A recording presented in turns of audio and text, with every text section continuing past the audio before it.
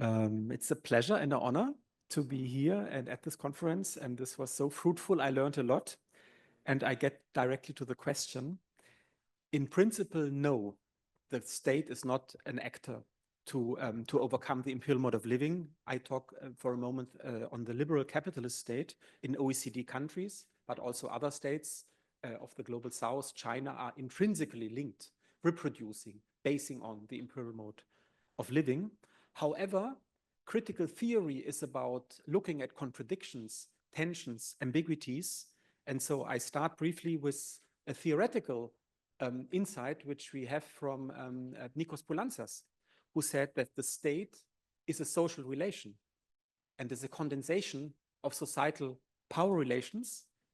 I come back to this in a moment. And the state has, as Poulantzas said, a general function. The general function is to reproduce to create the conditions for socio-economic reproduction that are class-based, gendered, racialized, etc., etc. So the state depends on growth, and growth still is linked. We are here in Barcelona, and much research is done here, is linked to fossil fuels, to fossil capitalism. The legitimacy of the state bases on the very scarce intervention into the mode of production and the mode of living. So the legitimacy of the state is to leave people and to leave the investors by themselves to create the conditions, laws, to secure private property, but not to go too far intervening into everyday lives of the bourgeoisie people. If the state would do it, people cry, yeah, no, this is too much, we don't want to do it. And the state is about securing global competitiveness, and global competitiveness also is about fossil fuels. So overcoming the imperial mode of living would mean, in principle, less growth, more intervention into societal power relations, but also in the everyday life of people, and more international economic cooperation. However, when we take also another thought from Poulantzas seriously, that the state is the material condensation of societal power relations, it's a capitalist, the imperial, the patriarchal, the racializing state, but it's also a material condensation. Within the state, struggles, historical and current struggles are also present. They are not outside only of the state. Of course, we have social movements, we have contestation, we have protests, we learned a lot. But I find this thought very interesting and very, I would say, also productive to say, within the state, there are certain condensations also of emancipatory claims. The labor movement has, the welfare state in the global north is a condensation of historical struggles, certain environmental politics, of course, in the corridor of ecological modernization, but the state acts in a sense to modernize the economy. Or I come from Austria, I live in Austria. The Chamber of Labor in Austria, which is a corporatist entity, everybody pays 0.5% of his or her income to this Chamber of Labor, which is an achievement of the labor movement. And this is the power apparatus of the labor movement. And the second insight, the state is a condensation and there are emancipatory struggles present, results from emancipatory struggles. And second, the state is not homogeneous. I said it already yesterday. The state is a heterogeneous apparatus, and this is also an entry point for emancipatory struggles, for feminist struggles, for ecological struggles, and others. So my point is here in the first round that it's a strategic question, a conjunctural question in very concrete societies, whether it makes sense for emancipatory actors to align with state actors. I would not say it's per se impossible. The state is not a homogeneous apparatus, but usually social movements, emancipatory actors, critical sciences, they align, they cooperate with specific state apparatuses. And this we should think about it. How far does this bring us? And my last thought in this first round, to be brief, is, as I said also yesterday, the state is a multiscalar entity. The state is not only the national state. And here in Barcelona or in Vienna or in other cities, we have experiences at the local level that maybe the influence of progressive movements, of progressive actors at the local level are easier to achieve. And we should consider this, yeah, acknowledging that the state is capitalist, et cetera, et cetera. The state is, first of all, reproducing existing power relations, but there are also openings, I would say, at the local level to achieve something. And to finish, we discussed this constellation in Austria and Germany under two headers, pushing the state for certain actions. The first is social ecological infrastructures, that the state is part of the creation of a model of well-being which promotes social ecological infrastructures in the mobility system, in the food and agricultural system, in the housing sector, et cetera, et cetera. And okay, this is already the idea. Social ecological infrastructures to change the very concrete systems of provisioning. And I cannot imagine, maybe I'm too less anarchist, I cannot imagine to have these far-reaching changes at a societal level without aligning with certain fractions of the state. Thank you.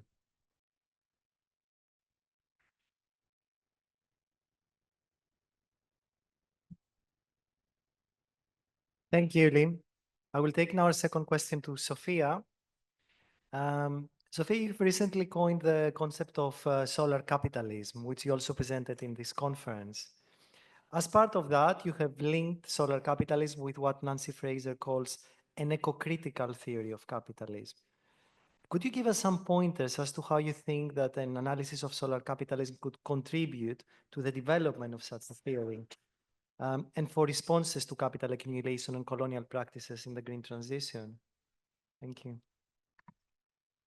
Thank you, Christos. And well, very honored to be here with you all in this dialogue. It's a difficult question to answer in 10 minutes because I guess most of you don't know what is the solar capitalism idea that I came up, that I published recently. So I will try to summarize this first, and then I will try to explain how this engages with Fraser's proposal for an eco-critical theory of capitalism. So I started to work on this concept of solar capitalism motivated to create more structural readings on what we are observing globally today. We are attending a global, and we can put this energy transition, we can put the second, we can discuss if this is a transition or not. This is a longer conversation. But I think we need to have more structural and historical readings of what is happening today. So the basic premise of solar capitalism is that capital is muting from a predominantly fossil-based energy source to a combined solar energy source. So with this, I'm saying that this is not a substitution. We know that. I think we all agree on that, and there are numbers that show it, but rather additions to fossil capital. But what are the particularities of solar capital? I think we have to understand them both in terms of analysis, to build critical analysis, but also to tackle this politically. And I think this is urgent. So in terms of the analysis, I think the first key point is to understand the political economy and ecology of these changing biophysical conditions under which capital is adapting and accumulating. What are these conditions? Well, first, we all know we are all experiencing this in our bodies. Climate change is not anymore a theoretical thing that is going to happen in the future. We are warming, we are melting. This is the first one. The second one is that we observe indeed a progressive decline on fossil fuels in terms of the cheapest and easiest resources to extract. I'm not saying that there's not any more coal. We know there's a lot of coal still, but they are not the same cheapest and easiest to extract. And then there is a progressive reliance on solar resources. And by solar resources, I don't mean only solar radiation. Of course, this is the main one, but I am also meaning to wind currents, water currents, biomass production. These are all solar resources, flow resources. So basically, what is capitalism doing? We are seeing that this is a shift from stock type of resources to flow type of resources, from highly dense resources to relatively small dense resources. Um, and and the type of resources that we are seeing is that fossil fuels are stockable, let's say. They are stock and they can be enclosable, and then they can be commodified and interchanged as commodities, while flows are more difficult to enclose. In another way of saying it, these are common goods that we could harvest in a different way and not as commodities.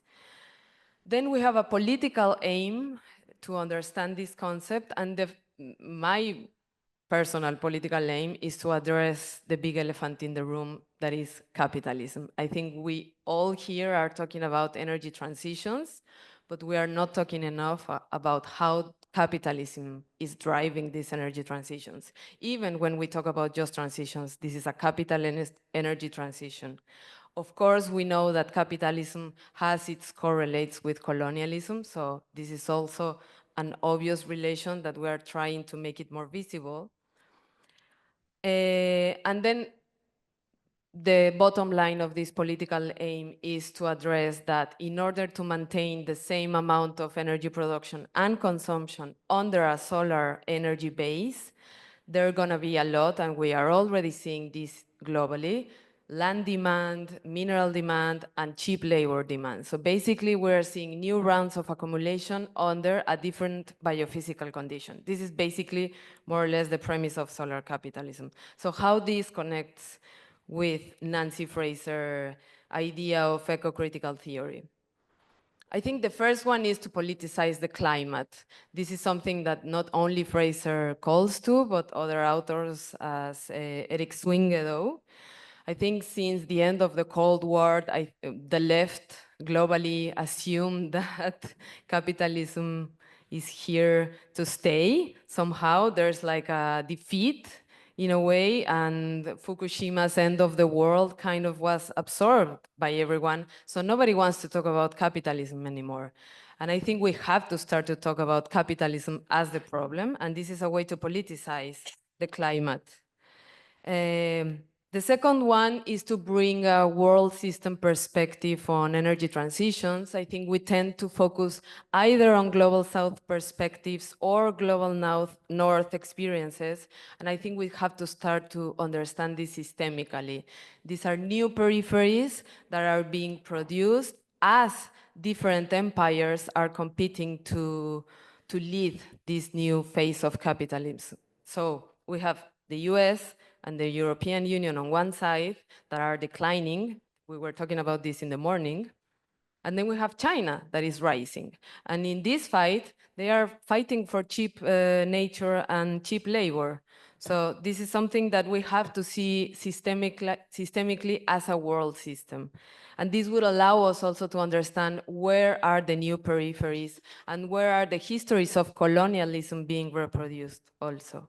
And the third point will be to build a new trans-environmental movement. This is something that Nancy Fraser is writing a lot about, and I think it pinpoints very clearly on why degrowth on its own is not a solution, environmental justice on its own is not a solution, feminist on its own is not a solution. We need to create a counter-hegemonic anti-capitalist bloc that addresses all of these elements that can counteract capitalism. And this includes, of course, workers, unions, but other type of workers as migrant and women, etc. So I will leave it there.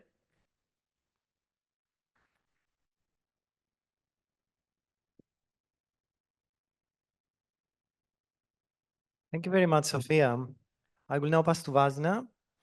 Vasna, part of your recent work focuses on the exploration of embodied feelings on extractivism, particularly through the use of the cuerpo territorio, body territory method. Could you tell us a bit more about how you think knowledge from applying that method could be relevant for challenging unequal ecological exchange relations in the green transition in particular, and for shaping also responses to it, perhaps? Thank you. Thank you, everyone, for still being here. I know we're all tired and it's been beautifully intense. Um, and before I make my reflection, I also feel like it's important to note my positionality in sharing where I'm coming from. Uh, I usually describe myself as a living being, but then politically a brown woman from the global south. I'm from South Africa, based now in Scandinavia and working in academia. Um, and I think this conference has also reflected this huge disciplinary, like the wideness of what we do and how different people are approaching this work. For myself, I thought I could save the world by being a geologist and environmental scientist, realizing I really couldn't save the world, well, at least not alone. And then started to engage with the structures of working more with political economy. And from there have realized that that's one part of the story, but there's another part of the story that gets missed in a lot of political economy work. And that's where I am learning how to be a decolonial and feminist scholar. Um, and so that also brings me to the methodological moves that I have made in my own work and why I think that bringing in the embodied, using alternative methodologies like cuerpo territorio, which come from communitarian feminisms from Abya Yala, become important to the discussions that we're having around green colonialism and sacrifice zones. And with that, it's also to recognize that there is a disciplinary and methodological hegemony, dominance, what's the word that we want to use, that it's still about the global geopolitics to some degree. It's the North-South relations, it's the South-South relations. And so if we want to fully think and understand and work through these issues, we need to move across all those scales, right? From the transnational to the body. How do we actually go about doing that? Some of those questions of the body have come to being worked through very quantitative studies, like let's count what's happening to people and get large surveys and large health data. Again, that gives you part of the story, but it doesn't give you the full story to things. So where then do we draw from decolonial thinking, feminist thinking, about understanding the embodied, the lived experience of what is going on in the world? And I argue that it is really valuable to our work on ecologically unequal exchange because it also opens up knowledge's other, right, into the research and the intellectual work that we do. And when I say that, I also just want to remind everyone that a lot of justice scholarship, some of the best concepts that we use, and Miriam, you've written about that, come from movement spaces, right? They're not coming from academia. This is the same with methods. Why don't we also understand and work with methodologies that are comfortable, that are grown in different places? This is important for me for several reasons. One, it's thinking through the idea of, can the subaltern speak? And if they can, and if we're trying to go into a decolonial way of doing that, how do we decolonize our research? How do we open up for voices of oppressed people, oppressed in different ways, that happen? It's not through necessarily my tools, right? The ones that I learned in geology or I learned in econometrics. It's maybe through finding and working with other tools. Another reason that it's really important is, how do we make sense of cosmovisions, spiritual worldviews that modernity has rejected? How do we make sense of body, territory, life connections that are beyond the human actors that have been the center of most of the discussions in the last 2 days? How do we make sure that our research is not in its own way perpetuating forms of epistemological violences and cognitive injustice, right? So I think that it offers something in broadening our understanding of ecologically unequal exchange in terms of providing a more fuller and nuanced picture of the body, of the connections of body territory. It is also important in terms of visibilizing the violences and labor that are material and embodied that are often forgotten about. It's also really important for the sort of recognition of agency and emancipatory value of our research, to my mind, right? Because if we're decolonizing research and trying to do it in the best ways that we can, if we're changing and shifting the power dynamics, but if we're also opening up the space to allow people to share from an intimacy that is often dismissed, from an emotional and a spiritual sense that is often dismissed, maybe also we actually give fuller recognition to the injustices, the violences that are happening. Maybe we also give people a chance to be proud of who they are, what they do, what they bring, what they fight for. So for me, in trying to learn to be decolonial and feminist in my scholarship, I think that the work on green colonialism and sacrifice zones needs to be able to move across different scales, across different methodologies, across different knowledges, and also outside academia. And so I'm suggesting that not only cuerpo territorio methodologies, but others are ways that we can start doing that. Thank you.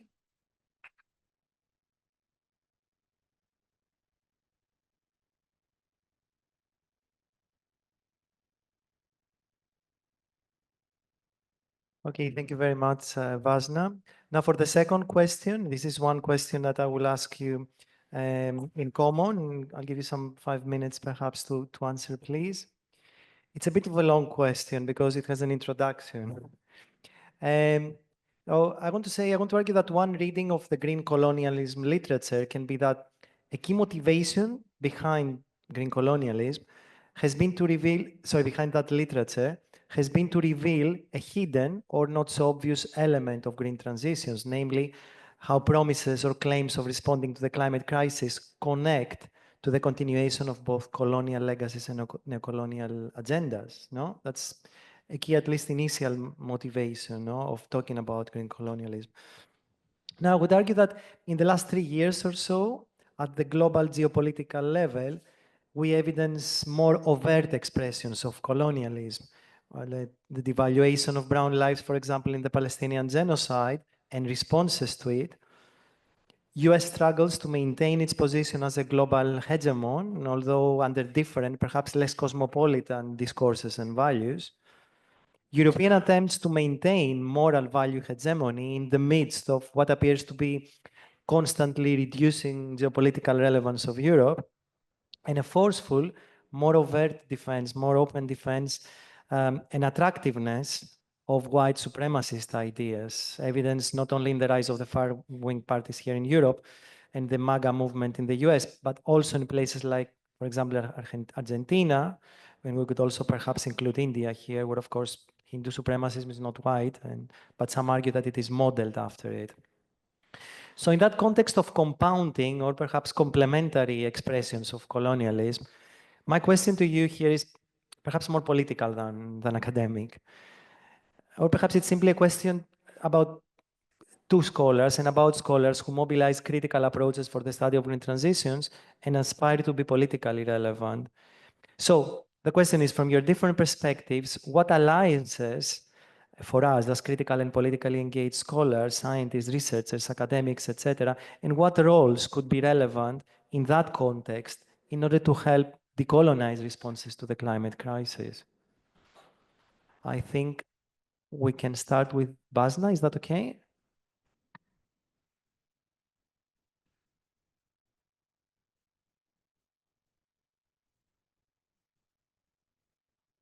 So I think the first thing that I would say as a feminist scholar is that my position is that all research is political. Some people make that more explicit, others don't. And I think that the approach that I take as well is, given the state of the world, the multiple crises, the continuously warming world that we live in, but also the moves to the far right, the denial of climate change and all of that, there is, for me, a responsibility to scholarship that we do need to take normative positions on things. That's not to say that we don't do rigorous research that is defensible, but I take a position that climate change is happening.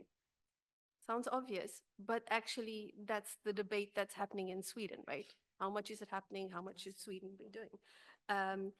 I also take the position that my work, I would like it to contribute to environmental justice, right?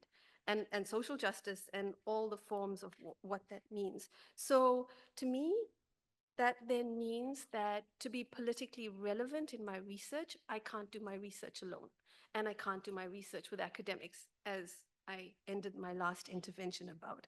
I think it's very important that we build alliances for a number of reasons.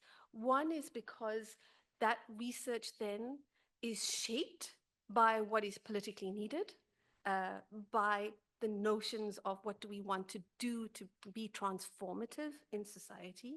The second of it is that that research actually is not just by me, but it is done collectively, collaboratively, and that is something that comes through actually a lot of hard work to make sure that those intersections happen. A third thing is that that is decolonizing research, right, and academia. That's the point that we're trying to do. I think that how we do that can happen on very many different ways. So the alliances are maybe with the communities that we're working with. I presented yesterday on some of the work that I've been doing with Amadiba Crisis Committee in Olobeni, which is resisting extractivism. I've been working with them for several years. It is only 2 years ago that I actually got research funding to work with them, right? So that's been work in a voluntary capacity. I've been working with Women Against Destructive Extractivism in Africa who work with them not through a funded way, but in an advisory role in their thing. We build alliances on the ground.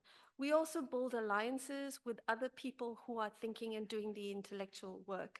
And that happens in community spaces, that happens in NGO spaces, that happens in think tanks. There's different forms, but you find the ones that make sense for you. There is also a need to have alliances in policy and in bureaucracy.